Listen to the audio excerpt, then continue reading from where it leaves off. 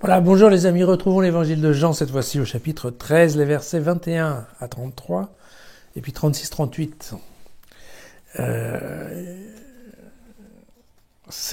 Nous allons parler de la fameuse trahison de Judas. Ayant ainsi parlé, Jésus fut troublé intérieurement et il déclara solennellement, en vérité, je vous le dis, l'un d'entre vous va me livrer. Les disciples se regardaient les uns les autres, se demandant de qui il parlait. Un des disciples, celui-là même que Jésus aimait, se trouvait à côté de lui. Simon-Pierre lui fit signe, demande de qui il parle. Alors se penchant vers la poitrine de Jésus, le disciple lui dit, Seigneur, qui est-ce ? Et Jésus répondit, c'est celui à qui je donnerai la bouchée que je vais tremper. Sur ce, Jésus prit la bouchée qu'il avait trempée et la donna à Judas Iscariote, le fils de Simon. C'est à ce moment, alors qu'il lui avait offert cette bouchée, que Satan entra en Judas. Jésus lui dit alors, ce que tu as à faire, fais-le vite. Aucun de ceux qui se trouvaient là ne comprit pourquoi il avait dit cela. Comme Judas tenait la bourse, alors quelques-uns pensèrent que Jésus lui avait dit d'acheter ce qui était nécessaire pour la fête, ou encore de donner quelque chose aux pauvres. Quant à Judas, ayant pris la bouchée, il sortit immédiatement. Il faisait nuit. Dès que Judas fut sorti, Jésus dit, maintenant, le Fils de l'homme a été glorifié, et Dieu a été glorifié par lui. Dieu le glorifiera en lui-même, et c'est bientôt qu'il le glorifiera. Mes petits enfants, je ne suis plus avec vous que pour peu de temps. Vous me chercherez, mais comme je l'ai dit aux Juifs, là où je vais, vous ne pouvez pas venir. À vous aussi, maintenant. Je le dis. Simon-Pierre lui dit, mais Seigneur, où vas-tu ? Jésus lui répondit, là où je vais, tu ne peux pas me suivre maintenant, mais tu me suivras plus tard. Seigneur, lui répondit Pierre, pourquoi ne puis-je te suivre tout de suite ? Je me dessaisirai de ma vie pour toi. Alors Jésus lui répondit, te dessaisir de ta vie pour moi ? En vérité, je te le dis, 3 fois, tu m'auras renié avant qu'un coq ne se mette à chanter. Donc voilà, on retombe sur des idées connues. Alors, contrairement aux autres évangélistes, il faut savoir que chez Jean, il n'y a pas le récit de la scène, et on appelle scène le dernier repas du Christ dans lequel il aurait effectivement montré l'Eucharistie. Prenez ceci est mon corps et prenez le vin, ceci est mon sang. Voilà. Donc chez Jean, ça n'existe pas. Pourquoi ? Parce que Jean, lui, il met ça en fait au niveau de la multiplication des pains, puisqu'en fait la multiplication des pains, c'est aussi Jésus rompit le pain et le donna à ses disciples en disant, voilà, distribuez-le. Mais par contre, ça n'empêche que, même chez Jean, il y a bien un dernier repas. D'accord ? Et que ce dernier repas va être préparé, on va dire, par la fameuse cérémonie du lavement de pieds, que les autres dont les autres ne parleront pas. D'accord ? Bon. Ce passage-là, il faut bien comprendre que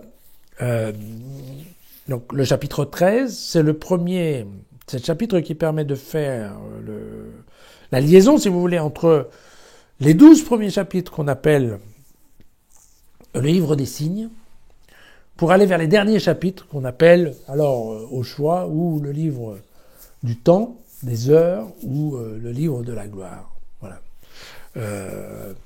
Et donc c'est ce qu'on va voir à partir de maintenant. Effectivement, on ne parle plus de miracle, on parle au contraire de la glorification de Dieu, de Jésus en tout cas.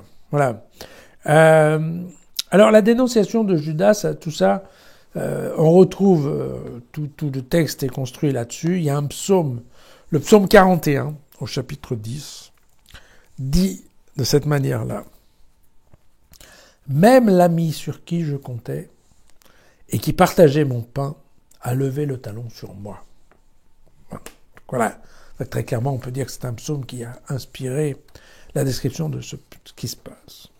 Alors dans ce texte aussi, nous avons l'apparition de ce qu'on appelle, donc je vous ai dit, le DBA, le disciple bien-aimé. Voilà, le disciple bien-aimé, c'est quelqu'un donc qui apparaît là maintenant, donc au niveau de ce repas, et qui est une figure un peu imaginaire peut-être, on ne sait pas exactement qui est le disciple bien-aimé.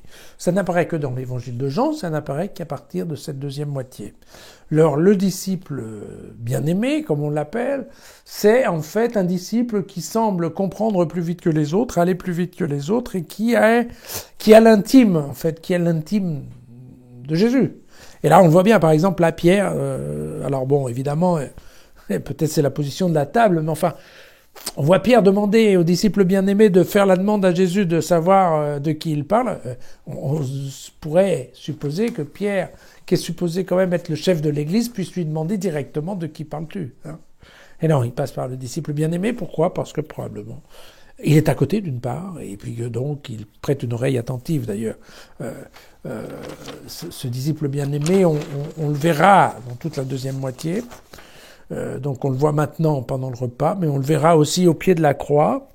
On le verra au tombeau, vous savez, c'est celui qui fait la course avec Pierre, et puis on le verra aussi à la première apparition publique de Jésus. Donc on peut dire qu'il sera là tout le temps, et vous savez qu'au pied de la croix, c'est celui à qui Jésus va donner sa mère, en fait, en lui disant « Voilà ton fils ». Ici, il est évident que l'image...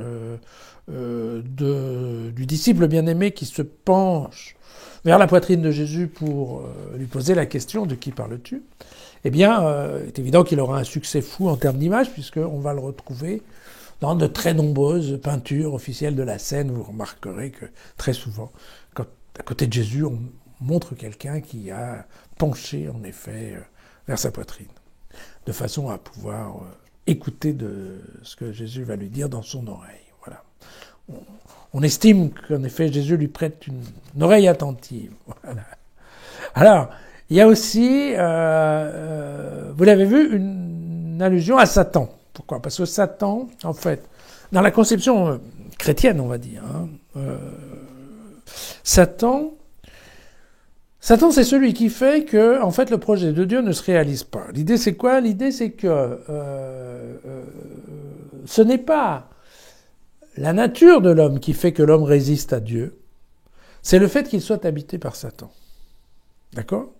Et c'est ce qui est une démarche assez intéressante, parce qu'on a souvent tendance à dire que, évidemment, l'homme est un loup pour l'homme, et voilà. Non, là, dans le concept qu'on a ici, c'est que non, l'homme, en général, accepte complètement la conduite de Dieu. Mais il existe un Satan qui peut rentrer dans son esprit et qui va le détourner, en effet, du projet de Dieu. Voilà. Ce qui fait qu'il va manquer sa cible et que donc il va tomber dans le péché.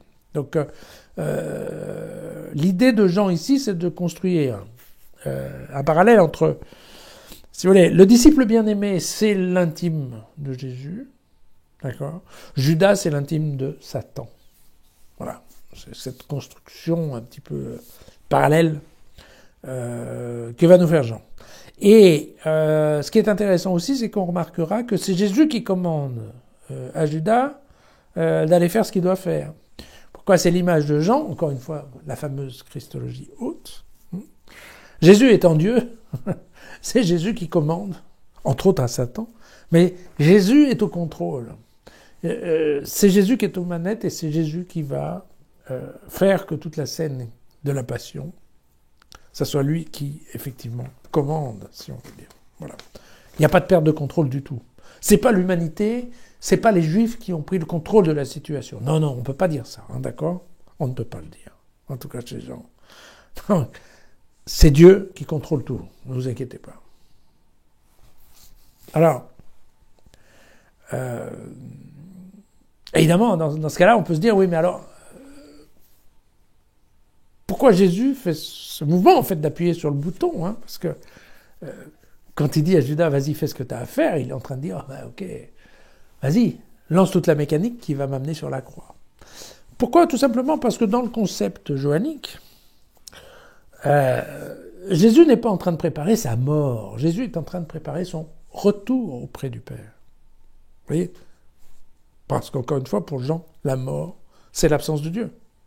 C'est pas la question de la mort physique naturelle. Donc en fait, on peut comprendre que Jésus a envie de retrouver son Père, qu'il considère que sa mission est finie. On le verra. Hein. Vous savez que chez Jean, au moment où Dieu expire sur la croix, il dira, voilà, tout est accompli. Hein. Et donc en effet, voilà, Jésus est en train d'appuyer sur le bouton de la fusée qui va le renvoyer chez Dieu. Voilà, tout simplement. Et donc il le fait parce que ça fait partie de sa mission. Tout simplement. Voilà. Alors le terme de glorification, parce que maintenant on va commencer à le voir assez souvent. La glorification, c'est un terme qui est utilisé dans l'Évangile pour exprimer la révélation de l'œuvre de Dieu au monde. La révélation ou la manifestation, si vous voulez, de la réalité de Dieu. C'est-à-dire, le moment où l'homme se rend compte, dit ah oui, là, ça c'est Dieu.